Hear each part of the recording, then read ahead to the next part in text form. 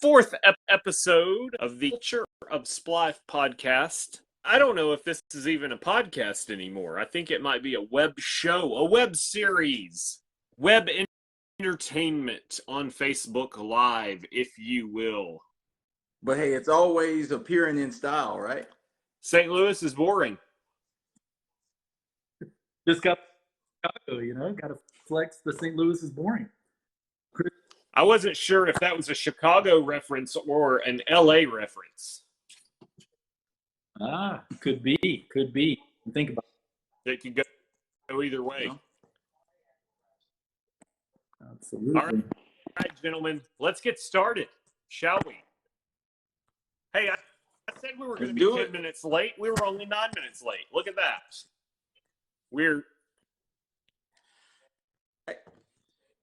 Like I said, I live in a household with three females. I'm used to it.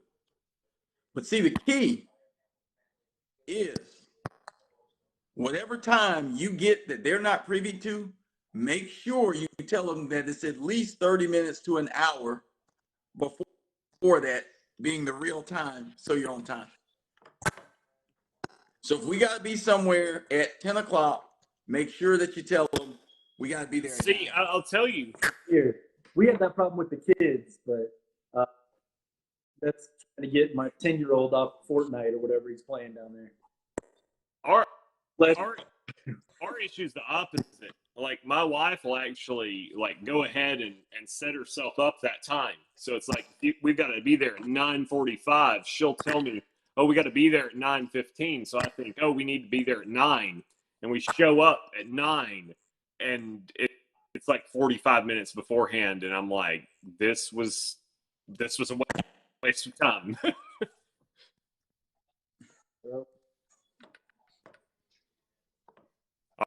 All right, let's get started, right? We already went over the outline before Josh went on. Our first topic is, of course, going to be the horrible incident that I didn't know about last night until my wife sent me a TikTok this morning.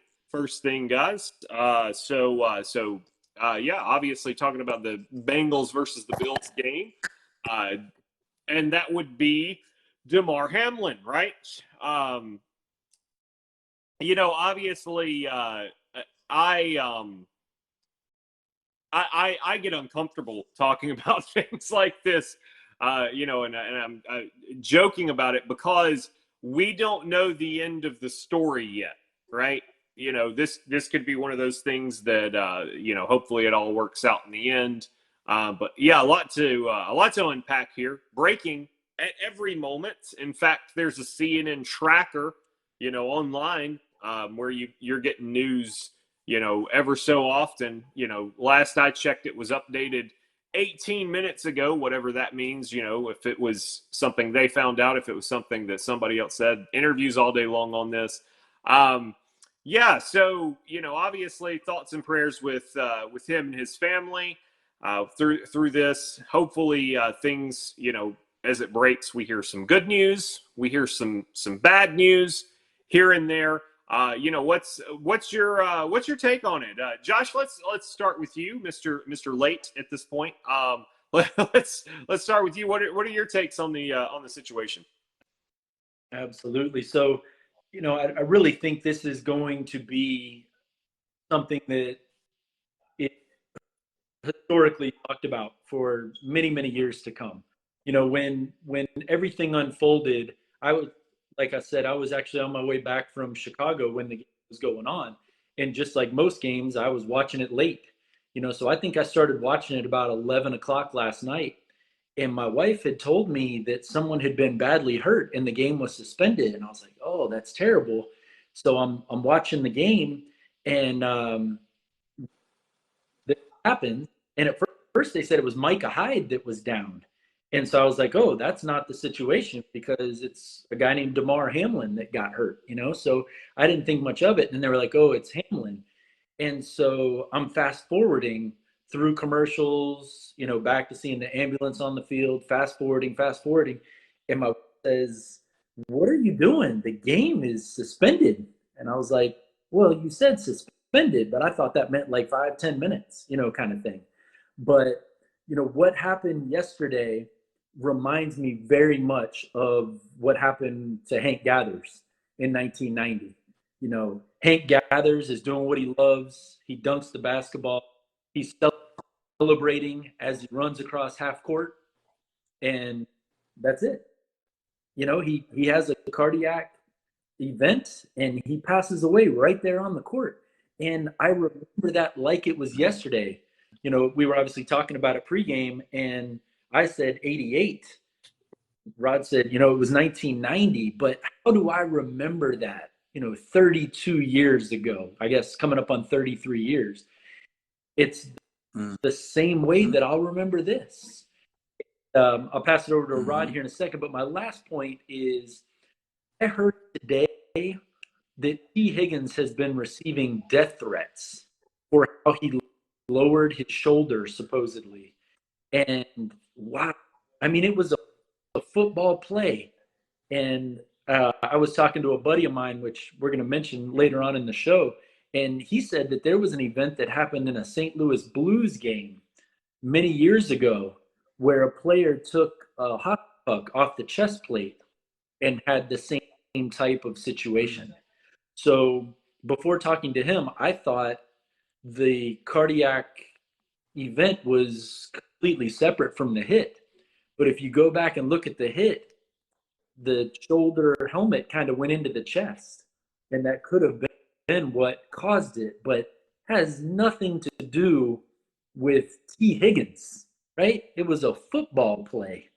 And so, I just hate that for T. Higgins. All players are going through all the emotions that they're going through, all the family members, and now we have T. Higgins who is receiving death threat. Is just absolutely ludicrous to me. First and foremost, anybody that's giving T. Higgins death threats, either you don't know football or you didn't watch the play unfold. Like that's ignorance of the highest order right there. Just to even be doing that. I played football throughout school, and I remember in high school we had a situation. We were doing the one-on-one Oklahoma type of drills, and one of our defensive linemen, he couldn't move. Like, he was on the ground.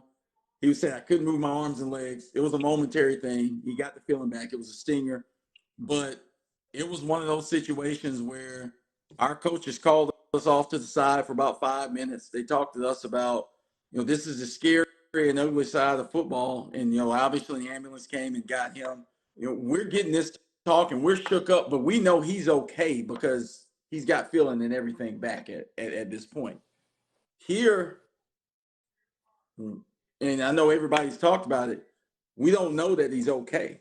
We don't know what. So when it shakes you up enough, when you know that they're okay, but this type of thing happens, this is on a whole nother level. And I love the fact that you mentioned, Craigo, the Hank Gathers situation, because that's one of those things where you almost remember where you were when it happened. Either you were watching the game or you remember where you were when that news report came across Hank Gathers has died, and this is going to be the same way. You're going to remember what you were doing or where you were when you watched it or when you got the report off of social media, off of the news, off of Sports Center. And that's the only way you quantify it. But so the Hank Gathers situation, as far as making that allusion to it, you're exactly right. That's exactly the biggest parallel. Reggie Lewis was another one we mentioned at Boston, but those are the only times that you can even make that type of parallel to what we witnessed there. I mean, that's the gravity of that situation. So, I mean, there's no question about that. Now, obviously, everybody had a take. There's been a ton of heartfelt takes on it, whether it was Ryan Clark, just a host of your ESPN pundits that have. Obviously, there's clowns out there that didn't realize that this was not the time to be a clown or the character that you are. Yes, I'm calling you out, Skip Bayless. And so I want to get you guys' take on just that craziness for what he did in terms of his reaction to it. Yes, Skip Bayless is a tool. No love lost there. Okay, so there's a time and a place for everything, right? I'm a firm believer that there is a time and a place for everything, and I don't know when the infamous tweet was sent. Again, I'm asleep during all of this. I slept through the catastrophe. Um, it, yeah, that's It was shortly my after it understanding. happened. It was middle of the night that he's getting a call. Now this is him.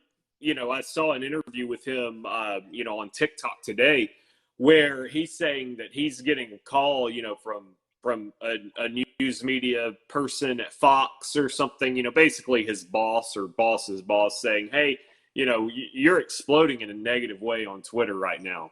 I question whether or not he actually didn't mean to do that, right? I mean, he's sort of known to insert his foot in mouth into, certain situations like this. And, probably a guy that, no publicity is bad publicity, right? Till he completely gets canceled. And who knows, when that will be, right? But it was short-sighted. Again, I don't even, you guys mentioned it to me when we were pre-gaming planning for this, and I'm like, I don't even know if I want to talk about it, right? Because anything I say can and will be used against me, and I don't know how the situation is going to turn out. And, of course, I gave that disclaimer before I started talking about it.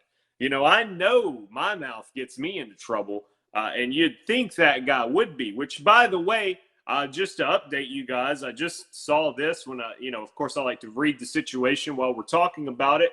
That his Uncle Dorian Glenn has said that he's trending upward in a positive way. I don't know what that means, but that's good news. He did say that he did in fact have to be resuscitated twice, though, but is now trending upward, still sedated, and that's really all we've got positive that we're hanging on to in the situation.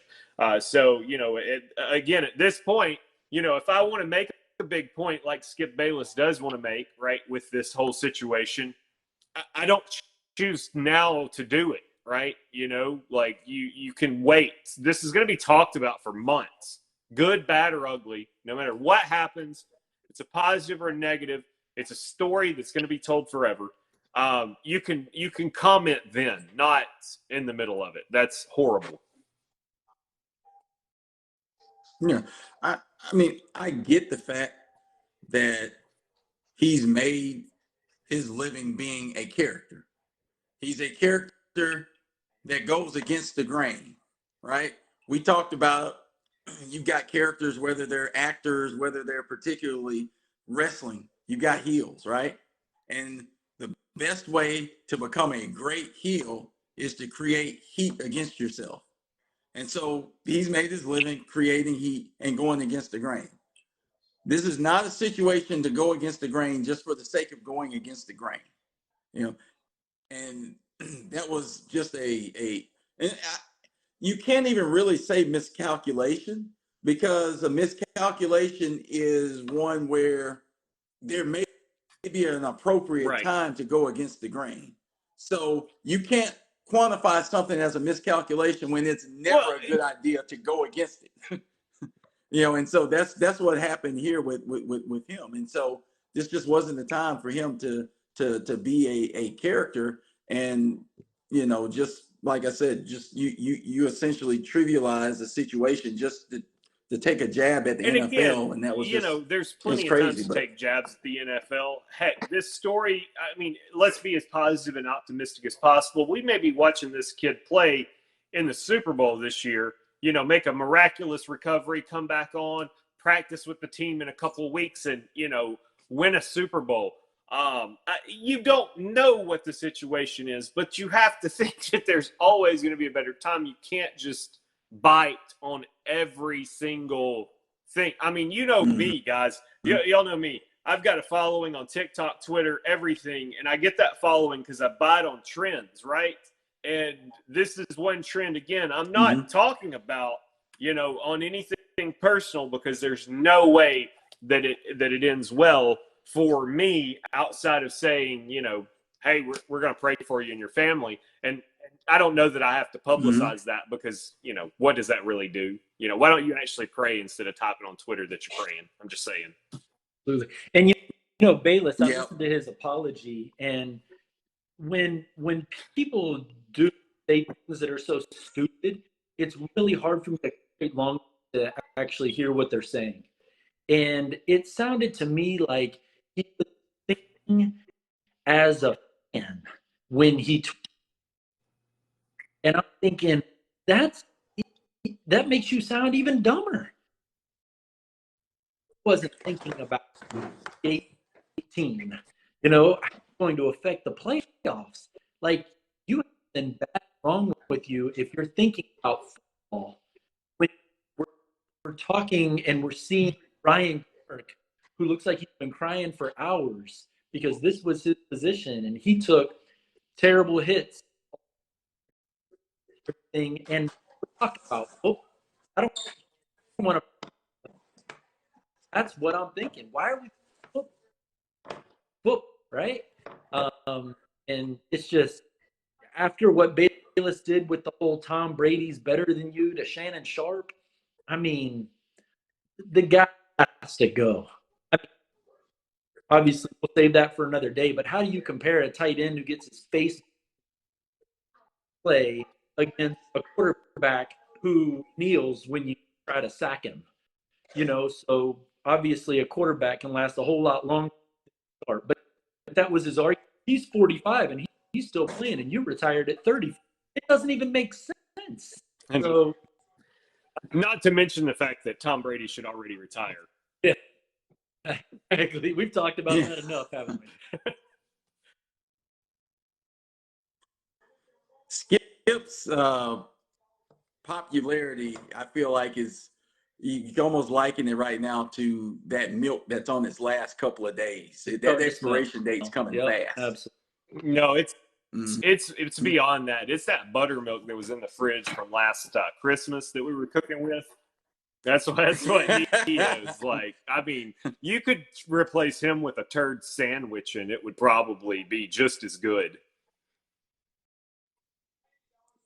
Smelled just as the same, really. But speaking of things that need to be trivialized, Craig, go. Sure. 1 million views, by the way. 1 million views. Did we hit 1 million? Well, between the two trivia questions, we are over 1 million views. Wow. Oh, wow. Oh, that is ridiculous. Awesome. So I do have two this week for us. So the first one, I'm actually going to need my resident Vanna to be involved if he's ready for that. Are you ready for that, Vanna? I am right here. There we go. So I'll cut off the ring light. So our viewers can see better. There you go.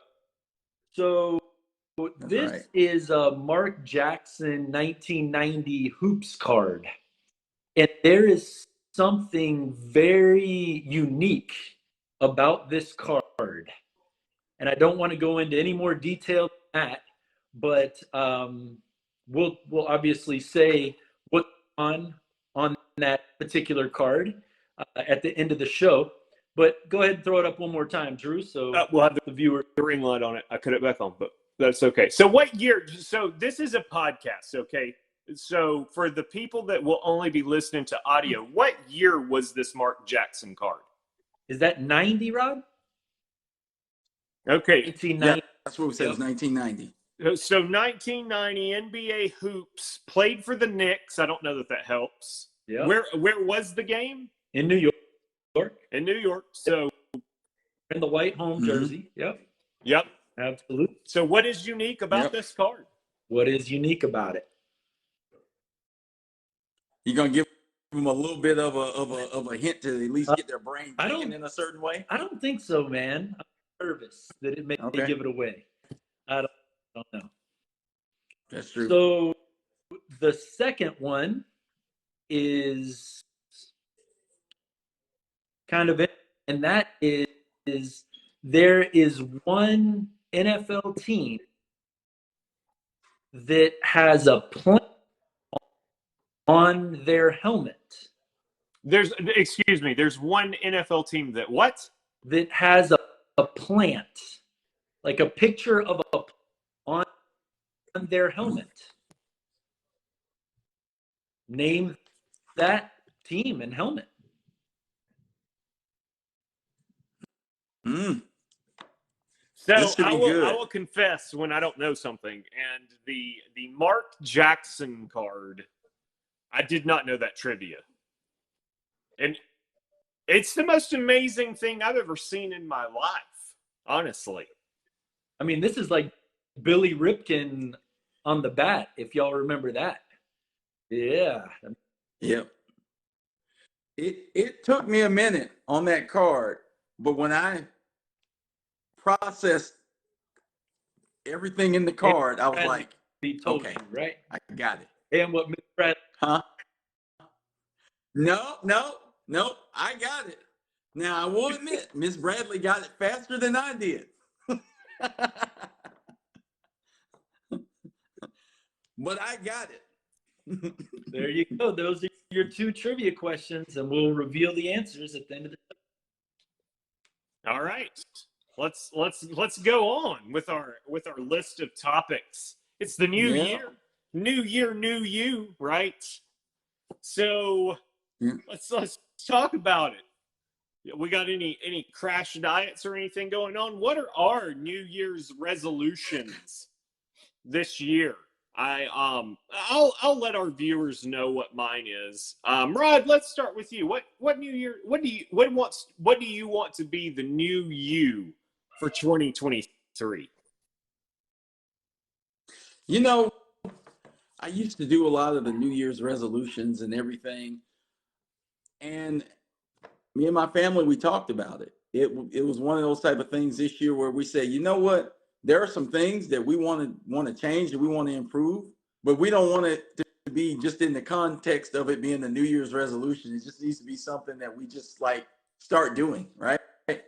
And so, one of the biggest things that I want to be able to see, obviously, is us continuing to grow with what we're doing here. I've got kids that are like crazy into sports, basketball and soccer and everything else, and so we made a concerted effort to say, hey, where do you guys want to be, and what do you want to achieve with what you're doing this year? And so we came up with a game plan with that. The other thing that I wanted to do, as far as just and it was something I had already decided before January the 1st or December 31st, is I want to get back into being an avid reader of information that improves me. Like one of the things that you will see with LeBron and several of the other athletes, they're always reading books, right? They always talk about readers or leaders, and being able to take in great information. Those are the type of things that I wanted to be able to get back to on a consistent basis, and as a family do. And I think those are some things that will help us and help me with any information I bring to the table here. Absolutely. So, I'm going to start out with the same resolution that I have every year, which is to try to read the Bible in 365 days. Never works, right? I make it to like March, I'm going strong, and then I'll miss like 3 days. Oh, I can catch up on those 3 days. And then next thing I know, I'm 27 days behind. And I'm like, I get. One year, I even bought the infomercial deal on TV with James Earl Jones, where he's going to read me the Bible, and that wasn't enough. He didn't do it. Yes. Did he do it in the Darth Vader voice? So much. In the beginning. Yeah, I've been through Genesis 500 times. I promise. But So much so we never even opened the app. And then a year later, so this was a couple years ago, last uh, Apple hits me for like $53.99 on my credit card. That's something? Like, no, I don't know what that is. So I call Apple. I'm all and thinking somebody's hacked me. And she's like, go to your subscriptions. Let's see what your subscriptions look like. And I look, and there's old James Earl Jones, $53.99. I was like, That's when you queue up that you've been hit by a smooth criminal. Annie, are you okay? Exactly right. That's exactly right. And then the other one I would say is just taking better care of myself. You know, I've kind of decided that I need to retire from basketball. I also don't need to get hurt in the shower washing my hair. You know, that's a fresh cut right there. And I can still, if I scrub too hard, I can pull something in my back, you know. So I really want to work on like flexibility, different things like that to put myself in a situation where I can't pull a hamstring going upstairs, you know, things like that. So we'll see how that goes. And then of course, like what Rod said, you know, like obviously we started this podcast because this is our passion, and you know, we really want big things to happen, and for things to be moving as quickly as they are. You know, we just want to get all the feedback from our listeners. We want to get all the comments. We read a lot of those comments. I mean, I haven't read all 2,000 from the Jordan trivia, but yeah, I mean, we want this show to be what y'all want as listeners. So let us know. So you mentioned that about the comments. I just, you know, obviously, like I'm not like worldwide famous or anything like that, but I do have a small following on on social media, and I've had some things go viral. Right, I've hit the 1,000,000 view mark before in the past, and I remember what you said, right? We started getting the Jordan comments in, and I'm like, okay, nobody's like making fun of, you know, a big forehead or, you know, me picking my nose or something like that. Like, you know, whatever. Like, you just let it ride, right? You just close the app out and let it ride. And you said, should we be responding to some of these comments? And what did I say? Not until they stop. Yeah, I was like, you have fun with that. Like, no. that's because I've been in this situation and you can't keep up. Right. The internet is so much bigger than the three of us here. It is amazing the power of the internet, and it's always humbling when people are sitting there going at it, and like you can't even argue with them anymore because like it's just coming so hard and so fast that you're just like that's grab some all you can do. And I mean, I feel like, you know, we had some fun with it, right? You know, 59. Oh man, yes. You did reply to a comment? No, there were 59 replies to one comment. Oh, see, I didn't even see that because it depends on the time of day when you look, and like, you know, it's wild stuff. We even talked about pregame, Drew. You almost can make an episode off just pulling in a couple of people who went at it in the comments. Yep, that's what it is. The Culture of Splife podcast is soon going to be us playing Judge Judy, where we have people duking it out on here. We can only add one more person. And then letting everybody in the comments decide on the people who are here because of the comments. So what is your New Year's resolution, Okay. Drew? So, all right, I'll be honest with you guys. I'll be completely honest with you guys. So I'm a still one from you, Rod. I committed myself to read more literature that improves myself. I only read like 24 books last year. Yeah, I felt okay. So my wife, no joke, pulls out 85 books. I think she might have been. That's like 23 and a half more than everybody else on the planet. But I quit keeping track on the Goodreads and stuff like that. So like I didn't get the cool end of year thing. Like my cool end of year thing was like 11 books, and I'm like, oh, that's kind of lame. So yeah, I'm not knocking anybody. If you're on a book a month path, keep on. You know, keep on keeping on. Because again, like you said, that's more than more than 10 and a half books than everybody else reads. So yeah, I committed to do that, but I specifically committed to reading in an e-format. Like, I'm going to keep my tangible books. I have a nice library. I don't know if you guys have ever seen it, if I've ever shown you pictures. I've got a nice library of books, but I want to read on an e-format more often, right? And well, and the reason that I want to is because I always have this with me, right? I always have this, I always have the phone, and if I get in the habit, it'll be easier to read, right? So maybe I'll be cool like my wife next year and read 85 books. I doubt it. She'll probably read 100, but whatever. So right. They're never gonna let you beat them. That was day one lesson. So I'm still in that one from you.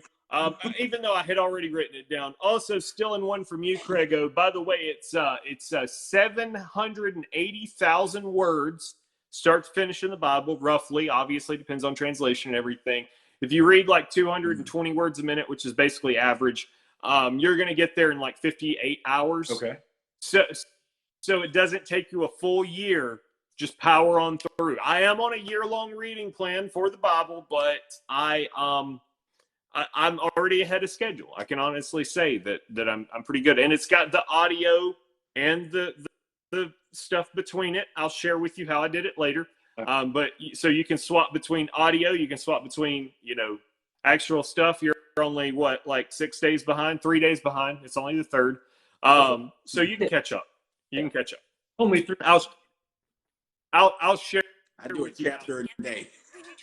She's talking to me. Sorry about that. But I'll share with you how I'm doing it. So if you won't go audio, you want to go video, or not video, but text, you can do that. So yeah, I'm with you guys on that. We're aligned 100%. But the one thing that relates to the Culture of Splife podcast that I think I've got to share with you guys. Well, okay. Actually, I'm gonna back up a second. I've got two things. One thing y'all didn't know about. The other thing y'all did. The first thing is, by the way, thank you very much for helping me achieve my goals. I've set a goal for myself forever ago that I want 1 million people to see my face every single day. And with this Culture of Splife podcast, we are well on our way to that. Because I got 1 million views like forever ago on TikTok, and I was like, man, if I could do this every day, I would be the man, right? And so I picked 9 social media platforms. That has dwindled down to 8 that I'm on. Is Real Drew Talbert. And then, of course, the Culture of Splife is just adding more and more views of my lovely mug every single day of the week. Again, we achieved 1 million like in the first of the year. It was absolutely insane. So yeah, thanks guys for that. We have to keep up the work though, right? We have to keep it up, and we'll get us all there. We'll get us to 1 million people seeing our faces every single day. I don't know if I'll achieve that in 2023, 2024, whenever, but it's coming. All right. The last thing as it pertains to the Culture of Splife, my New Year's resolution is this is a hard one for me, guys. This year, I'm committing to not crapping on the New Orleans Saints all year long. That is a big deal for me. I am okay. Look, I don't like the Saints. I don't like the Saints because they're. I like the Panthers, right? They're in the same division as the Panthers, but they're also in the same as the Buccaneers, and you know how I feel about that, right?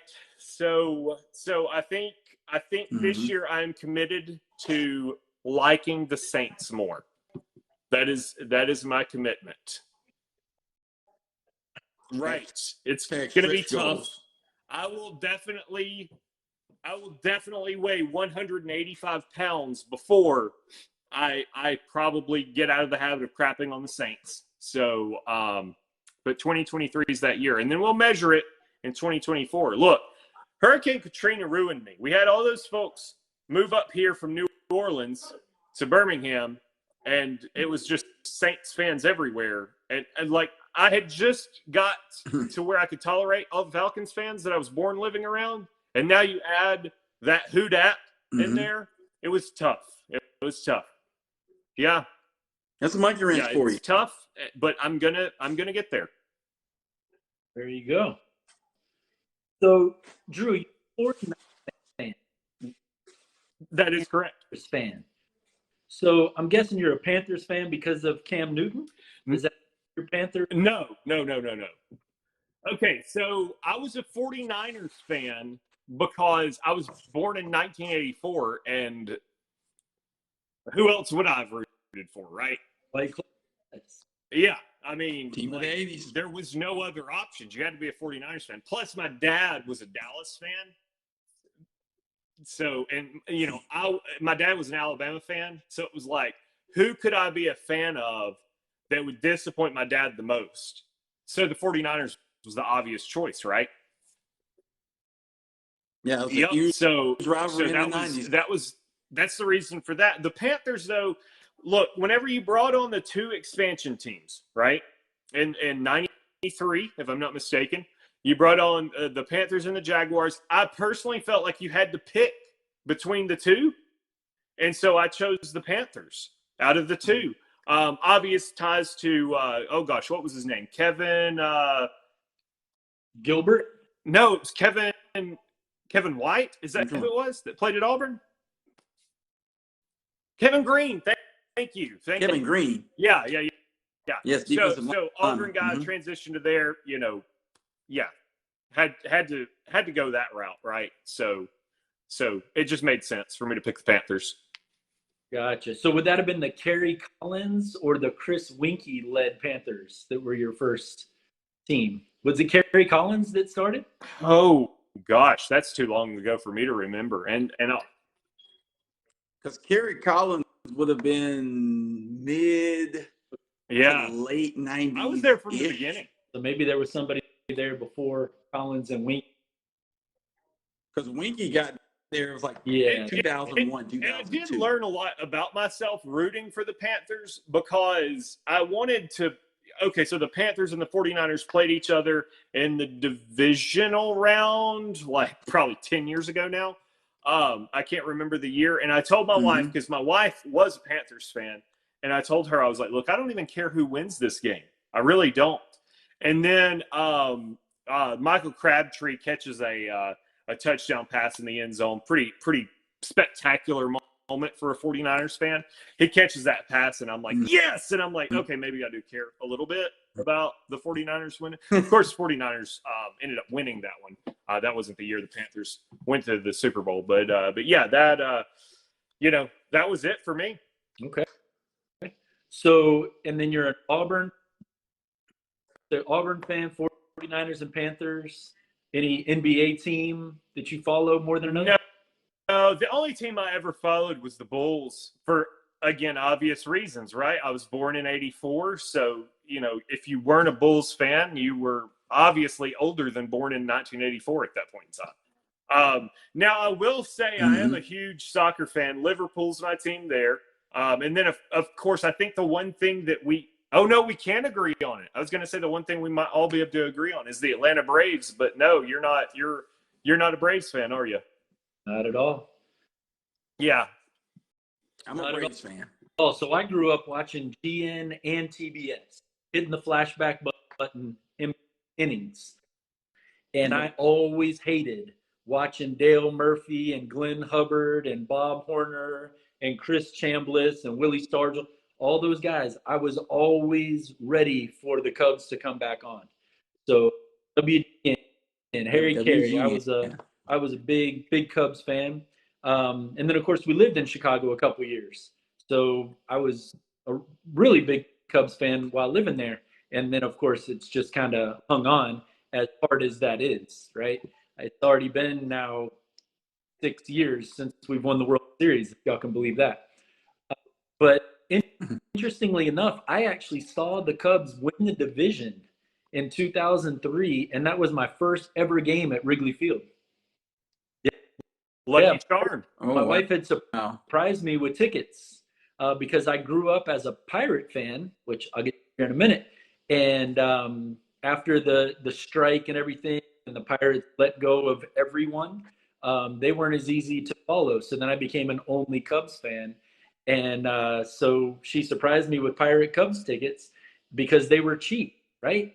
Nobody knew the Cubs would be playing for the division at the end of September. They're normally out of it by mid-July, so And then, come and back. of course, Steve And Bartman so it ended happened. up being a doubleheader. It was awesome. So, huge Cubs fan.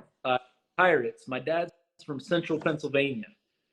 Rod and I are going to talk here in a minute, but die-hard Steeler fan, like ridiculous, like break stuff, hurt myself, jump up too fast kind of fan, kids kind of fan, and so yeah, we'll kind of stop there, Rod. So, Rod, tell us who your NFL affiliation is with. Been a huge Ravens fan for a long, long time, and interesting story about becoming a Ravens fan. Obviously, I'm a big Alabama Crimson Tide fan, alumni. Went there, loved the team. But even before I was just like hardcore Alabama, or really kind of at the same time, I was a big Miami Hurricanes fan because I grew up in the 80s, 90s. What wasn't there to love about the Miami Hurricanes?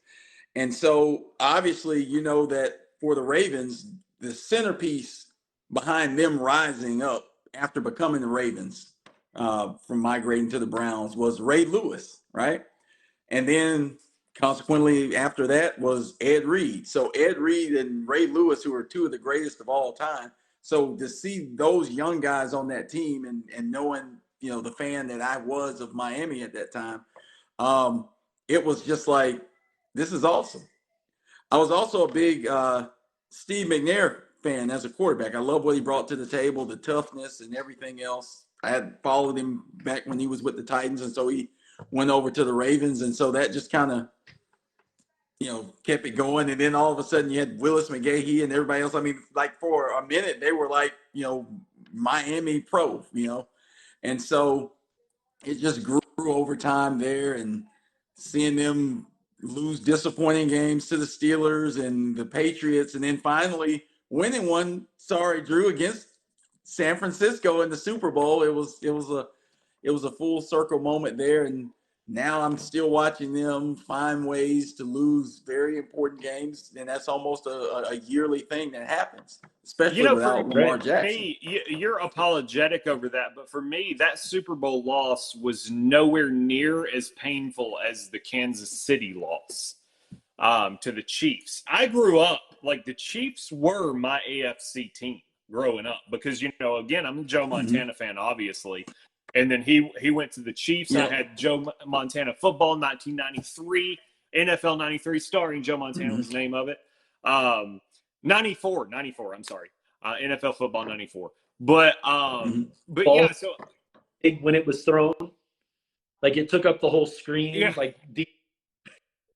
It had the words, like they actually announced the NFL football 94. Guy sounded drunk or something on there. Yeah. It was just crappy stuff. But yeah, I had that game, and I was a huge fan until the Super Bowl loss that made the Chiefs go very far down on my list. I don't even really know why. But the Ravens, when I could justify, first off, the Ravens pulled off a miracle that season, beating the Broncos. That's, to me, one of the greatest comebacks in football history. Oh, man. Because I didn't watch that game live. I watched it on DVR knowing that the Ravens won it. And I still thought I was running through the house. were wrong. I'm like, they obviously got this wrong. The Broncos won this game. There's no way they're coming back. So that for me, seeing that game, kind of made me respect them. Plus, it was Harbaugh versus Harbaugh, and the older brother's going to win, right? I mean, he's got a terrible record against his big brother. So, I guess I'd set myself up for failure in that one. I knew it was coming. The Chiefs, I thought we were going to beat, just like I think we're going to beat, whoever the AFC throws at us this season. I think you got a good shot. I don't. You're right. He said we're going to lose to the Bengals 2 weeks in a row. Yeah, guess you can just tell them what I told you, because obviously Steelers and Ravens, I mean, that's our rivalry, right? An hour before the game. Care to tell them, Craig? He said it was going to be a very close game, and the Steelers would find a way to pull it out 16-13. They pulled it out 16-13. Missed field goal by my friend Chris Boswell, like third highest paid kicker in the league, and now we can't count on him. But that's what happens. You can't let a kicker get too cocky. Exactly. But think about the thing I've been preaching to you guys. No more kicks in the last 2 minutes of the game. They should be outlawed. There you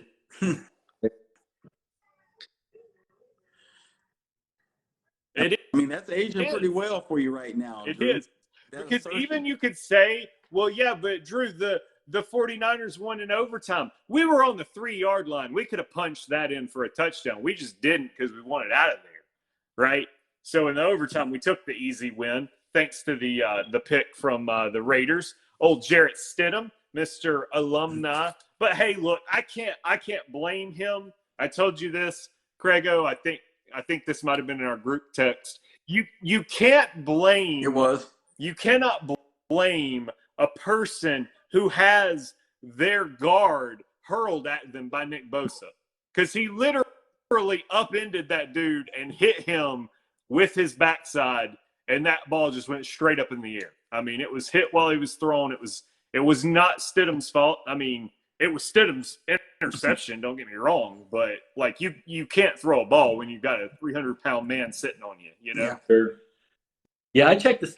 It was like 21 of 27 for 212 and 3 touchdowns. Right. At the third, I was like, what? He would have been an excellent fantasy sleeper, you know, for somebody, because like you got to think they're probably at the end of their season. You know, you've started Jalen Hurts all season long. You're looking for a quarterback. Let's pick up Jarrett Stidham. That happened in at least one league, I guarantee it. And they're like, what? How did I get destroyed by this backup? Right. Well, Drew, you know what you always say. So based on the fact that they just went against the 49ers, it's a safe bet. The Raiders are going to be completely worthless next week against whoever. And here's the statistic now, because I was actually wrong when I gave you guys the statistic. I said the week following you playing the 49ers, their opponents are 1-12. I gave you the wrong statistic. They are now 0-14 because the Chiefs did not play anybody the week following the 49ers. They had a bye week. So the opponents after you play the 49ers have lost every game. I mean, as a playoff contender, you've got to either beat them in the Super Bowl or know that next week's your last game if you beat them, right? So I feel sorry for who is it going to be? Maybe the Packers, if you're right, Josh, the Seahawks, if I'm right, you know, like they're not going to move on even if they win that game, which we know they're not going to win that game, either one of those teams. Of course, it still could be the Lions, right? Absolutely. Man, I just can't believe it because we were this close to being mathematically eliminated like 3 weeks ago. And I was telling my dad, I was like, man, we still have a chance. If the Packers can beat the Dolphins, we still have a chance. And I was like, but we all know the Packers won't beat the Dolphins, you know. And then, of course, the Jets going to Seattle as a favorite and losing there. And the Patriots losing. Who'd they lose to this week? I would say Patriots lost. I think the Patriots won this week. They beat No, they won. Them They to beat beat the the Dolphins. Dolphins. That's right. The Dolphins to lose all their games. I mean, literally, they've lost 5 games in a row, and they still control their destiny. 3 guarantees in life: death, taxes, and the Steelers finding a way to be in the playoffs. Well, you remember what happened last year. The game was all ready to be a tie, and a tie was the only way the Steelers would not be in the playoffs. And then who was it? Was it the Chargers coach? And then Jacobs ran, and they kicked the field goal, and that was it. But, of course, then we got smoked by Kansas City, which, if everything works out the way that it looks like and we somehow get in, I think we have a better chance against Kansas City this year than we did last year. But I agree. Absolutely. If there's any team that you play as a 7, Yeah. you would rather it be Kansas City than absolutely. Buffalo. Yeah, because the Buffalo is going to be coming out there with a win-1 for the Gipper, right, on their shoulder. And on top of that, they're just a very dominant team. I almost think that the Steelers' chance might lie against Buffalo. The only reason why I would say that is because Buffalo not having the bye week isn't an unstoppable force in the playoffs. If they get the bye week to rest and recover, the Bills are going to the Super Bowl. There's no way. They're just so beat up right now, guys. They're and then not to mention that if everybody has to go through Buffalo in like 8 Right. feet of snow every week. Well, yeah, that could be a potential, though, that Buffalo doesn't even get to have their home games at Buffalo, right? That's true. Absolutely. All right, Rod. So tell us, man, what we have to look forward to in this podcast coming up. I know kind of what your goals are for the podcast, but I mean, what's going to be happening on the podcast? Man, first and foremost, let's just give a shout out to everybody that's been following us, everybody that's been viewing, everybody that's been listening, everybody that's been commenting. Shout out to Eric Knowlton. I mean, that man has been our day one guy, right? I mean, every single one commenting every single episode, just following, getting back with feedback with you. So I'm just going to tell you right now, we're going to be shouting you out every week. And in fact, at some point, we're going to have to bring you on as a guest. I mean, we've got much love for our day one folks, right? So, that's one of the things, the great appreciation for what you're going to see in this show is we have fun with talking about the comments.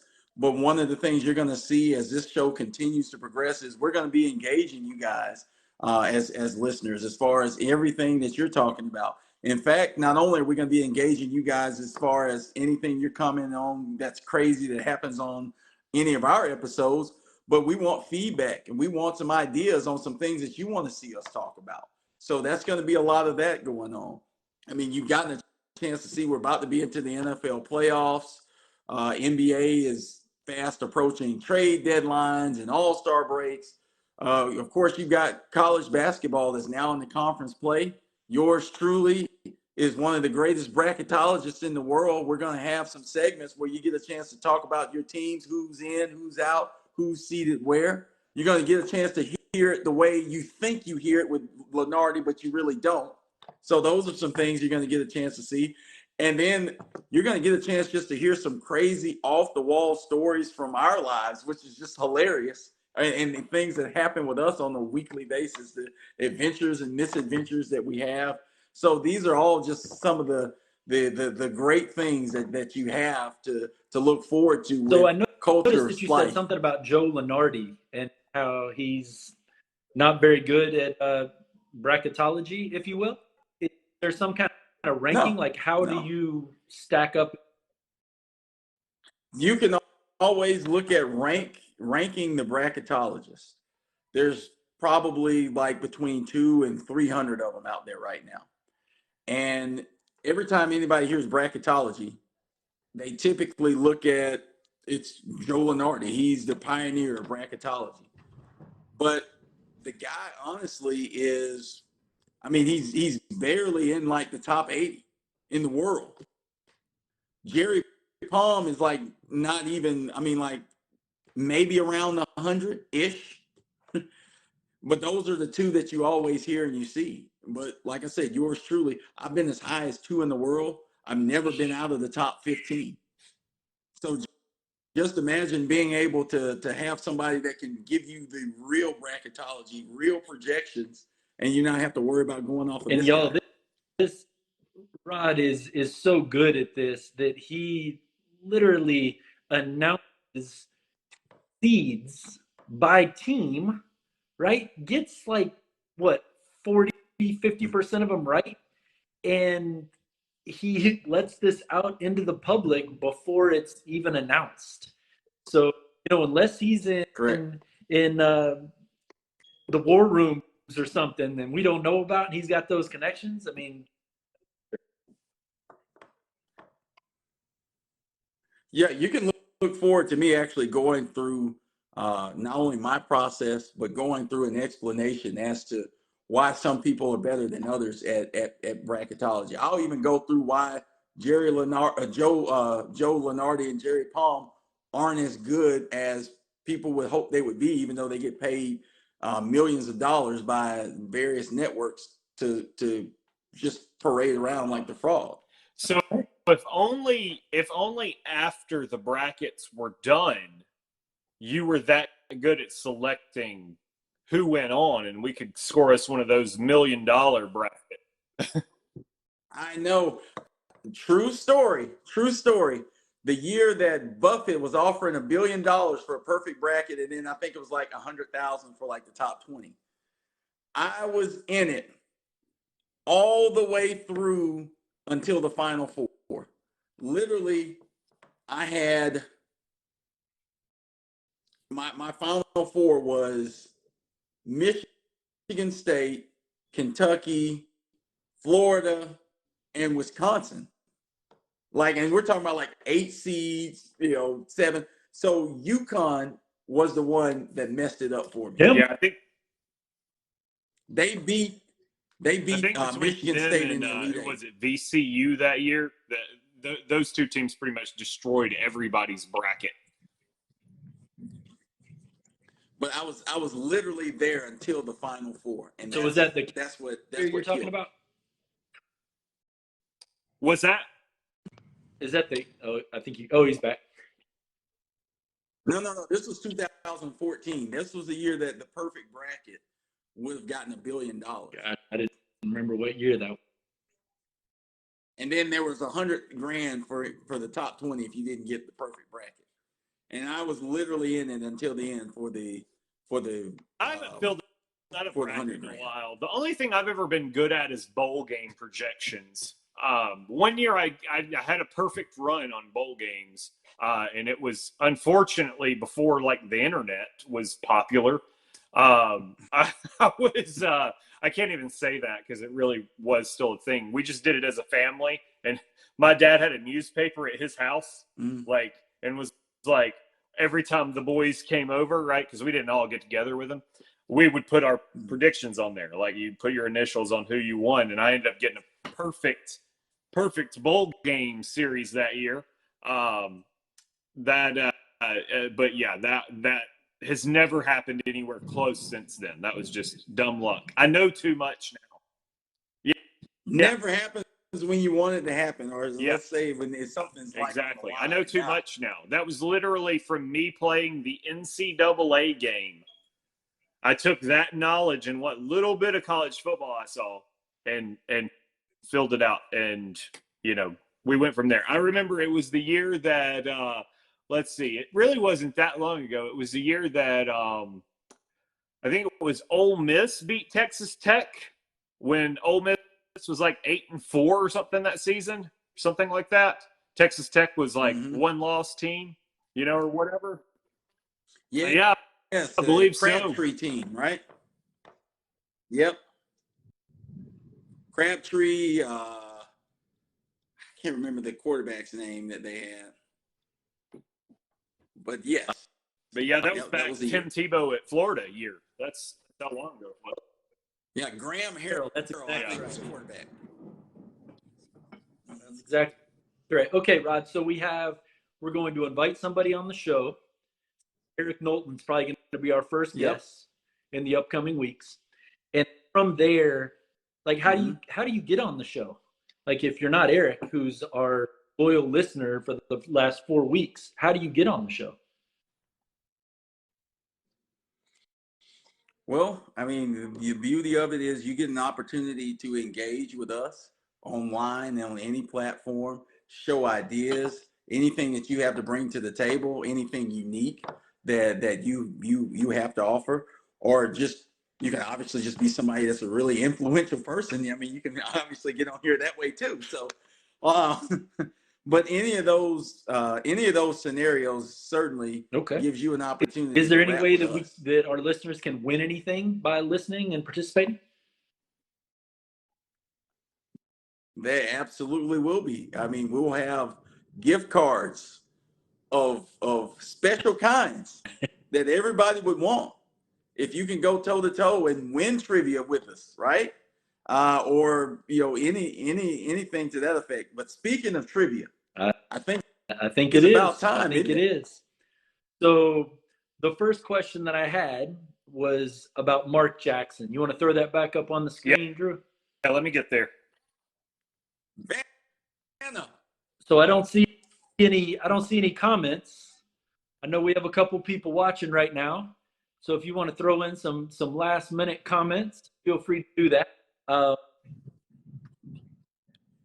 Throw in what you think. The 19 hoop card of Mark Jackson, passing a ball probably to Ewing, maybe Charles Oakley, who knows? But if you look on your screen, Andrew, or John Starks choking. I said John Starks choking on the shot. Is probably still at Oklahoma State at this point. Maybe not, but how about that trivia? If you see these two pumps right here, those are the Menendez brothers. Like the Menendez brothers.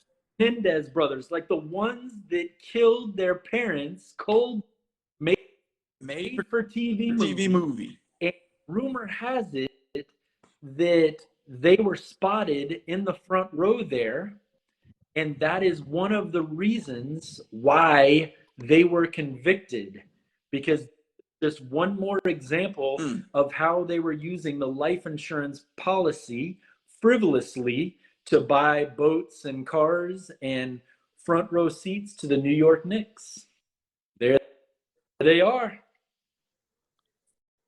Yep. There they are. All right. So we didn't have any comments. I didn't see any comments. Y'all see any comments? Nope, no comment. All right. So that means that's probably going to be good for TikTok and the Facebook Reel here pretty soon. So the second was, what NFL team has a plant on their helmet, a picture of a plant on their helmet? And I'm going to let Drew answer that question. You should have asked who dat with that plant on them helmets. But you should have asked.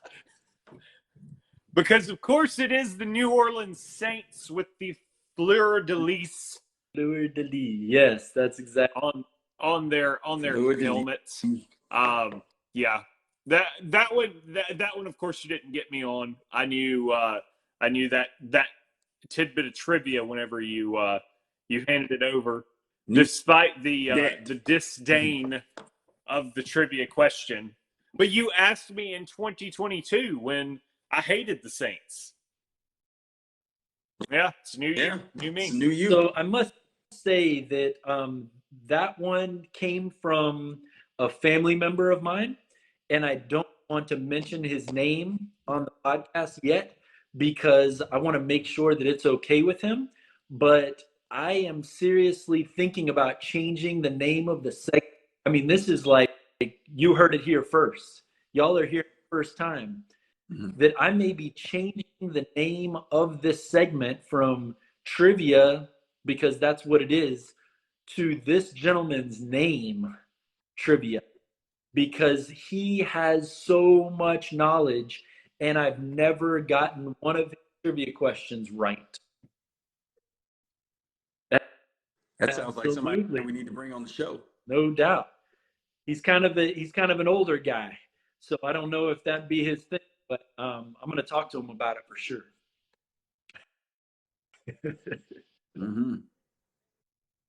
Yes, sir. That is awesome. So, Drew, sign us off. Nope, that's not my job. I never sign us off. If it's left up to me, we stay on. We have a 2-hour podcast that becomes ruined because I cannot extract the audio from Facebook anymore because it's just too long. So, Josh, as always, you have to sign off. All right. Fireside So, chat, man. obviously today we have far more followers than we had last week at this time. I believe we've gone from 9 followers to 242 followers. So if you're wondering where we came up with this name, Culture of Splife, we came up with this name because we wanted to name it Splife, because that is an intersect sports and life. But see, the problem is there was already someone who has an app and website called Splife. So hopefully if we get 1 million people viewing us on a daily basis, like Drew, maybe Splife will be contacting us saying, hey, you can have it, and then we can have a shorter name. But for now, we are the Culture of Splife. And the reason for this is the culture of life states that everything that happens from conception to death is sacred. And we feel that everything that happens in sports and life, regardless of what it is sacred. So that is how we came up with the name Culture of Splife. We're glad that you're here, whether you're listening to us on demand, on TikTok, on Instagram, on YouTube Shorts, on Facebook Reels, or if you are the 2 people that are still listening right now. We appreciate you being here with us today, and we'll see you next week. We will post on the page if it will be Monday or Tuesday.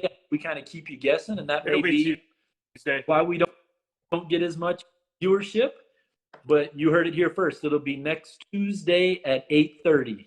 So That's right. take care and continue to pray for our man in Buffalo. Yeah, absolutely. We're keeping Hamlin